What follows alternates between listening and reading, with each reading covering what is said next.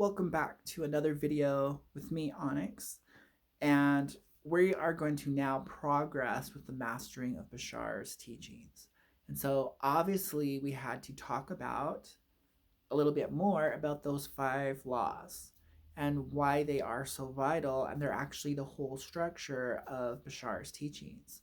Um, and it's also the way to help you understand and navigate your spiritual and mystical experiences. Um, and then now, so Bashar says, things are like kind of created in threes. Look to a triangle. And so we see subject and object at 2 points. And the third point, we see synthesis. We see in his mind model, we have higher mind, subconscious, and the brain. And so we have that which conceives, that which receives, and that which perceives. And for perceive, I like to say becomes aware of. And so when you organize things in threes, you resolve paradox, you resolve duality models, and it's kind of like a key that helps you alchemize things. So the other important one is living in a system of contrast, living in a system of duality, which is really just a construct. It's like a collective agreement. So it's a description that we choose to perceive. So this goes into what he says: do not invalidate. There's no reason to invalidate someone else's experience. There's no reason to invalidate yourself. So both are neutral, both are valid, everything is neutral. And the empowerment of everything being neutral is you get to establish the meaning for yourself. You get to define it. Based on those definitions is how you color your experience of it. So if you don't want to feel that way, you actually have the power to redefine it. And so that is the power of neutrality. That is, creation has positive, negative, and neutral. The neutral is the fulcrum point, the balancing point, like on scales. And so you might find yourself really for something. You might find yourself really against something. And those are extremes. And the more extreme you are about an idea, a philosophy, a religion, a point of view, your experience versus someone else's, your needs versus someone else's, your country versus that one, your school against them, you against or for things, you really polarize your energy. And then you kind of put yourself in, you narrow possibilities. So imagine there were like 50 doors open to you and all of them were very successful. And then now imagine they all like collapse down into one or two. You limit your choices, you limit your freedom, you limit flexibility and room to be the alchemist, to transform into levels and layers and new perspectives, new outcomes that would give you, yes, that and more. So yes, we want to give you what you want, but did you know there's even so much more? So we have a tendency through our programming to narrow things down to a this or that, when in reality it can be both. And it can be even more than that. So when you find yourself stuck in a one option, you find yourself ending up having to sacrifice something. And so there's a lot of thinking models that limit us down to either this is right or that is wrong, or I must do this. I must sacrifice something about me in order to please my family, parents, or whatever it is. In order to get what I want, I might have to sacrifice something. Well, that's because you narrowed it down to a this or a that. when really you don't have to sacrifice anything and you can have that. You just need to be creative. You just need to be tapped in. You need to have that expanded options. So we're so used to narrowing it down. The answer is true or false. Uh, all the numbers must equal a yes or a no, a zero or a one. Do you see how dualistic collectively uh, that old programming is? And so one of the very first steps out of having 3D consciousness is to expand it and open it up to multiple options. And so everything changes. So the five laws kind of birth each other. And so could there be a sixth law? And the answer is yes. And all the other laws collapse down into the five laws. And and so and so in Bashar's experience, those five laws are pretty much what everything boils down to. The crystallized, most purest base notes, all the musical notes and all the complexity can come out of those five laws. And so for me, there actually is a sixth law, and it's when you understand the five laws, you actually understand you now have choice. And so I literally, up until recently, didn't have just the knowing, the full understanding. Like I woke up one morning, as I do in the morning, my mind's fresh and clear. It's not bombarded with stuff. My ego hasn't fully turned on. And so I'm just more open. And what popped into my head was, you actually have the choice to be happy. Like, yeah, we talk about, oh, yeah, just choose to be happy. Somewhere deep in my mind, I didn't know that was on the menu. And what would you like today, sir? And what is available? For some reason I was not aware of until now, you actually have the choice, no matter what the circumstances are, no matter what's going on in your life, there is a choice, and it's choose to be happy. But I wasn't even able to realize that until, you know, following your excitement didn't really work for me. I'm like, excitement, I'm a pretty neutral guy. I'm pretty like, I like to keep the motions on the even kill, and I like to, I'm like, excitement sounds, when I look at excitement, other people's excitement looks like partying and being ridiculous and throwing away responsibility. And when I think of excitement, it looks like people being silly all the time and wishing the party would never end, and drinking and being silly and not being responsible and not paying attention. So excitement was a word or a concept I wasn't getting. Love was another one. Love bombers. There's so many love bombers who are just, I want to give you hugs and kisses and be all up in your face and uh, breaking all your boundaries and not honoring and respecting you. I really need a validation out of you, so I'm going to love bomb you until you like me. And so, words through your experience can come with a lot of baggage that you need to unload to even redefine or to reassign the meaning for, and so excitement and love, a lot of these new age words, a lot of these religious words were kind of like roadblocks. What wasn't a roadblock for me was joy. I was like, so the first realization I had was the whole purpose or meaning of life is joy. You mean all of this was created, all the multi dimensions? You mean the whole purpose, it was out of pleasure, it was out of joy that maybe the universe birthed forth into all its spectacular wonders, into all the dimensions, into all possibilities, into all parallel realities, into all stories, into all timelines. You mean joy was the fundamental principle?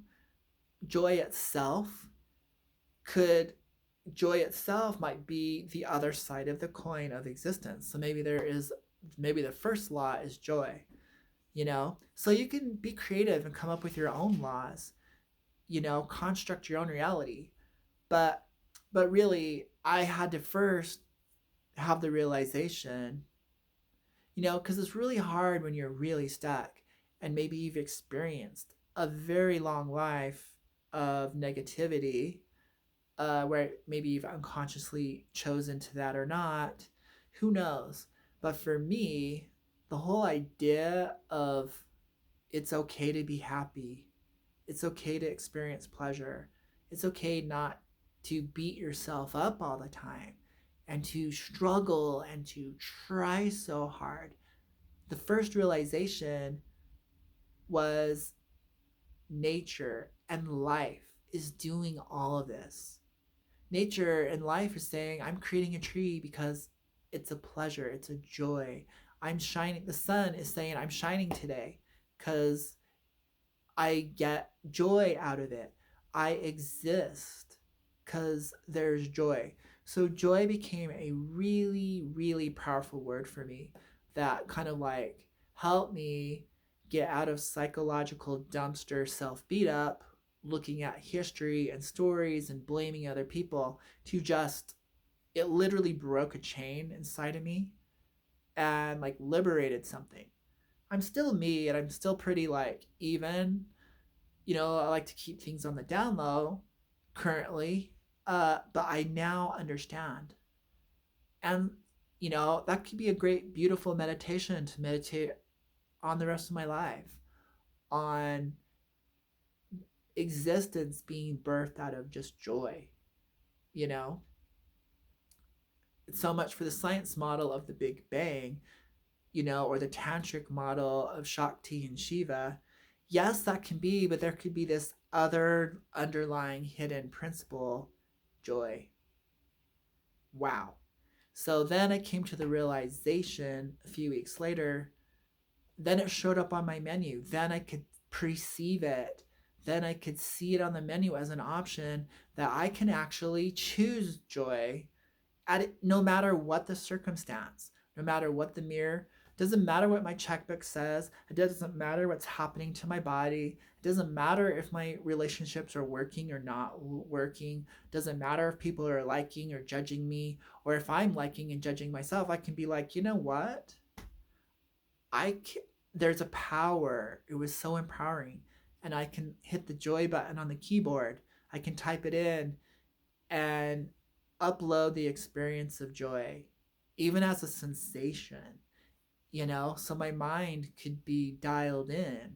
I could be tuned in to the frequency of joy at any time that I want now, because no one in my environment is saying,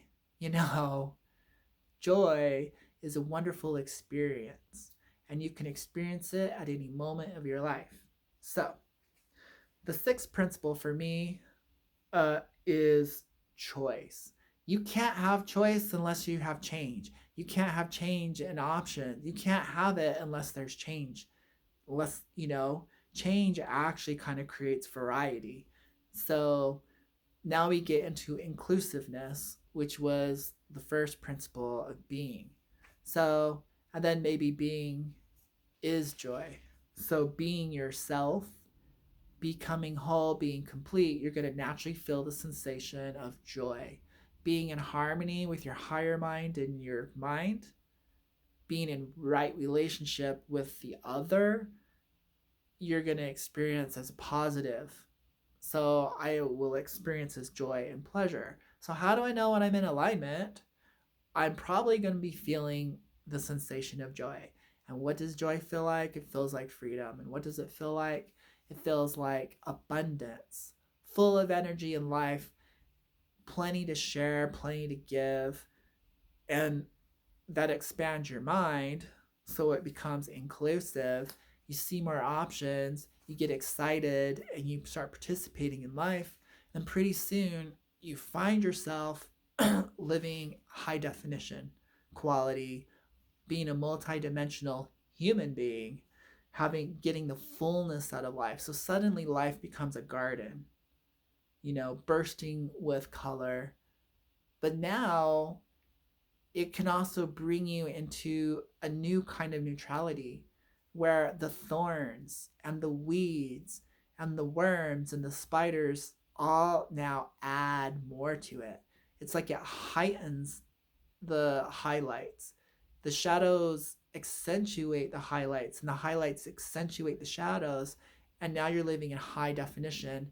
So it turns into this all inclusiveness, which is, I would call it beauty, which I would call love, which I call stimulating, which I could call excitement and ecstatic. And so, really, all you had to do was just like come to the awareness, the self realization, and understanding. So, in a weird way, nothing actually has to change, but the way you look at it. So, if you can actually change it, just change the way you look at it. So, shift your perspective, flip the script, reframing it, reframe the story, catch yourself in your narratives. So, this inner work doesn't have to be a nosedive into your history, it doesn't have to be a space out session. It can just be an understanding. Once you know or you understand the principles, it works itself out. So it becomes a complete kit. And I really went on and on with that because that was a big shift in my whole understanding of the Bashar teachings. And these teachings are universal. So in his video, he's basically saying, he's teaching you how to tap into the I am presence, and I am that. So the mirror principle, subject and object, you're not separate. What you see on the mirror, you created it. So ownership. So now we're gonna do what the wizards do. The world is backwards, upside down, flipped on its head, wrong, whatever, right? So then you flip it upside down. You could basically say the law of the formula of law of attraction or the formula of manifestation is those same 5 laws of creation or the principles of creation. Work it backwards. So if we work with the last law, moving backwards, choice, and if we don't accept that as one of the laws, we can go to 5, change. So choice and change come to, with choice and change and variety, you get polarity. So those famous 7 hermetic laws, they're all within this. But anyways, now you have all this variety, now you have all this contrast, now you have all this polarity, you become aware. And so you now have the power to choose, which means you have the power to create, which also means you're responsible for your thoughts, your feelings, your actions, and your deeds, So the law of karma is implied. Once you realize you have the power to choose, you also have the responsibility. And you can respond, which would be an action, the ability to respond, according to your highest good, and probably expect to see more of that. Because if life is on repeat and it's cyclical, then you keep hitting the positive button, it's going to reflect back to you more positive experiences, and pretty soon you're creating the reality you want. So let's see. So ownership, realizing you choose. Let's see. With this self-realization, and you have all these tools, so it's like there's no more denial. The game of denial is over. The blame game is over. You can't hold people responsible for the circumstances, for your history, for your drama, because you know what? You ate the pill, you drank the punch, the truth serum. The gods gave you the magical ambrosia and you drank it. So, with awareness comes responsibility. So, if you're choosing not to be aware of the five principles and the manifestation formula, you're choosing to deny a truth that you probably know, which is knowing who you are.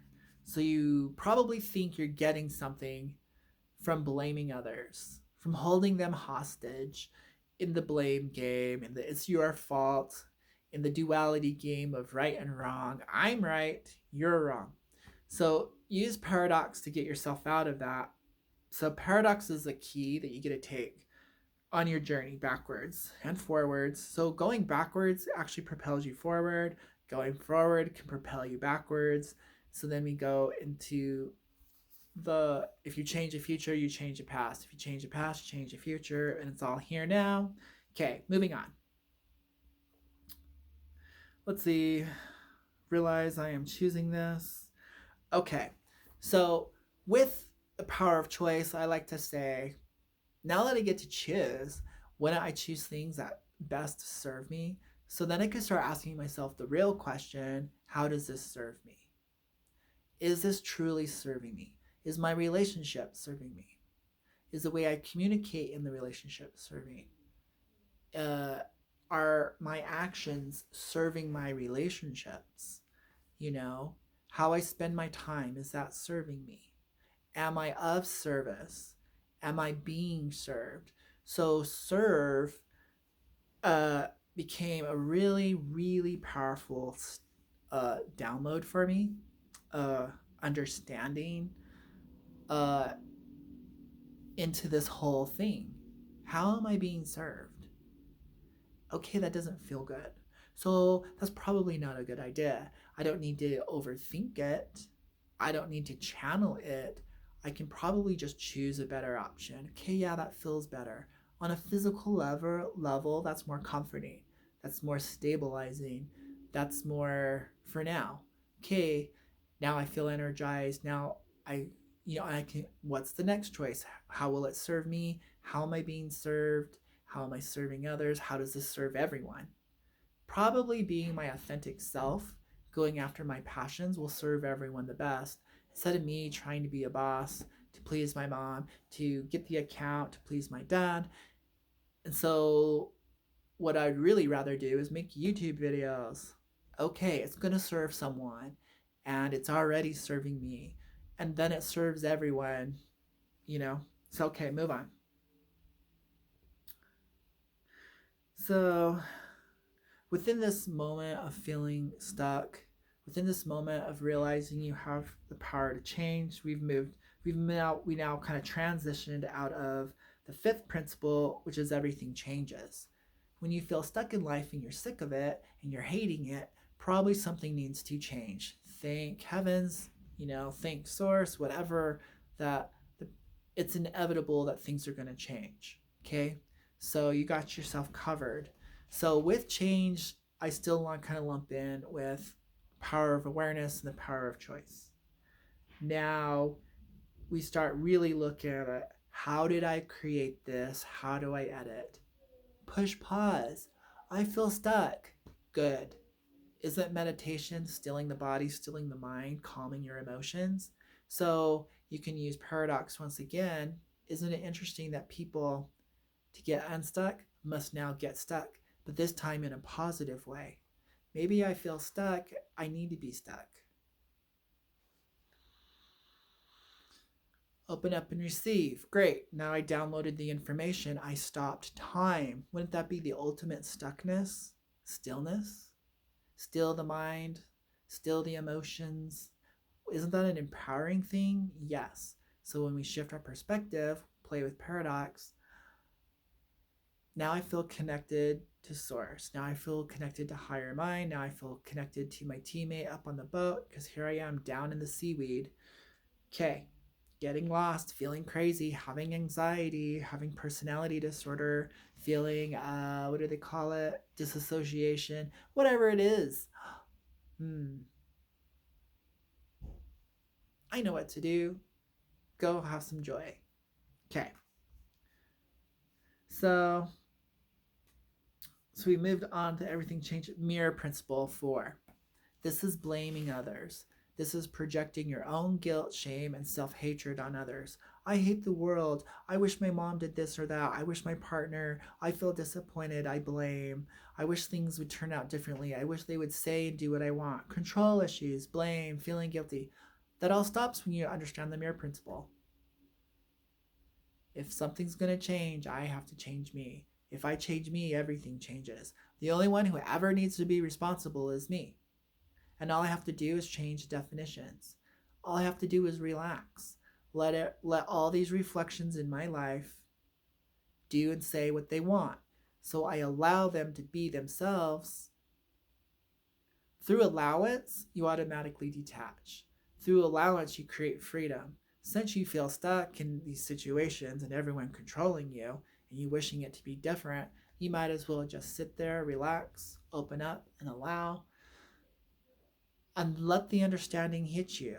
Do a little self reflection. So now you're going to kind of work backwards in time. You're going to reflect. Oh, it was this definition, it was this belief. I now release. And then they start acting different. And now you push play and things are in motion in a positive way. And you feel very empowered. So you're going to use the mirror principle. Every time you mean you really mean I. And it works both ways, but you don't need to involve yourself and manipulate others. You can just work on you. Because when you change you change your world. So your new reality, your new earth is you with new definitions. Your new self concept, how you see your level of capabilities, will be a direct reflection out in your outer world. Because what do we know? Life is just a reflection. How do we know? Is by experiencing it. Why are we alive? To experience life. What is life? It's joy. So if you're not experiencing joy, what the hell are you experiencing? Probably a filter that you made out of false definitions, false beliefs, narratives, stories, and scripts that didn't belong to you, that you selected maybe unconsciously, but now you know. So you have to be responsible for that and throw it away. Doing your own inner work. No spiritual bypassing. No one escapes the mirror. It reflects in your finances. It reflects in how you keep your room. It reflects in your body health. It reflects, and reflects. Do you really want all that power? Stop ignoring. Stop blaming the mirror. Stop holding the mirror hostage. You know? So let's move on.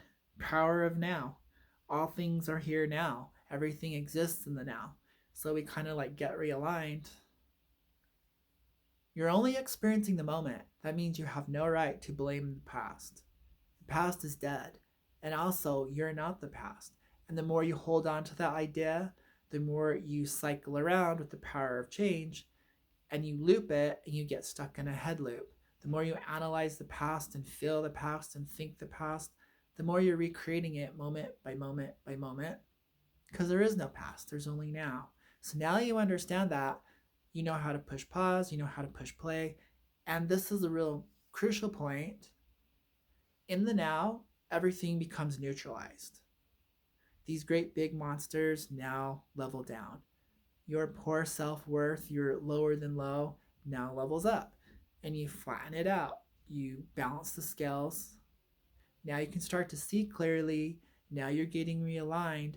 Now you'll know what to do. Your being is a doing. It's the non-doing. Be more. Be, do you have that formula? Be great. Be wonderful. Feel it. Tune in. Dial in and just be in it. You start vibing different and then it reflects differently. So you've now have the power to change everything by being in the now. In the now, it opens you up to the quantum level of reality and you see all possibilities, all timelines, and whatever information you need gets downloaded into you. You can label it as spiritual, you can label it as higher self, you can create a thought form of an angel or an ET, it doesn't matter. Or you can just grab the frequency, grab the energy, and then suddenly you realize you're the only one that exists. It's your world, it's your life, it's your choice. Then you realize, I am that I am. I am that. I am the reflection in the mirror. I am what I am. Then there's that threefold nature. Once again, it's the I, me, you. I am you. You are me. We are both the I. I am one. Me, myself, and I. That's the one I meant. So I'm going to have a conversation with me, myself, and I. When we put all three together, we can triangulate. We can have whole-mindedness that will expand our consciousness. So you want your I, your me, to unite. You want to be united. You want to have whole brain thinking, complete thoughts, complete feelings, complete understanding with that. So I like to say there's a car and there's three people in it. One of them is like your higher self who actually knows the way and you can actually drive. The other one is the navigator who has the blueprints and the plan and can navigate. And it doesn't know how to drive, but it knows how to navigate. And then there's the passenger. A lot of times, we like to try to be the driver or drive the whole time. I know where I'm going and I know what I want and I know what I expect. I'm like, no, you don't. You're just training. We might give you an opportunity, but really the best position for you is to mostly be the passenger. That's your ego. That's who you are in this world. You're the passenger. But the navigator sometimes goes, I can see where I need to go and I want to drive. Or I'm done navigating. Can I just be the passenger? I'm sick of looking at the map. Yes, you can all take turns, but really know what you're good at. What is your position in this three-brained experience? You navigate. You got the blueprint, subconscious. Who knows how to drive? Higher mind, your higher self. So when you're stuck in a situation, the passenger is probably driving. When you don't know where to go, the navigator isn't navigating. And when you feel disconnected, your life isn't flowing, the higher mind, your higher self isn't driving. Yes, eventually all three of you, or the two of you, the navigator and the passenger, can learn to drive and maybe even take that position and level up, but it's not necessary. So haven't you ever just been doing things and went, oh, I shouldn't have done that? Yeah,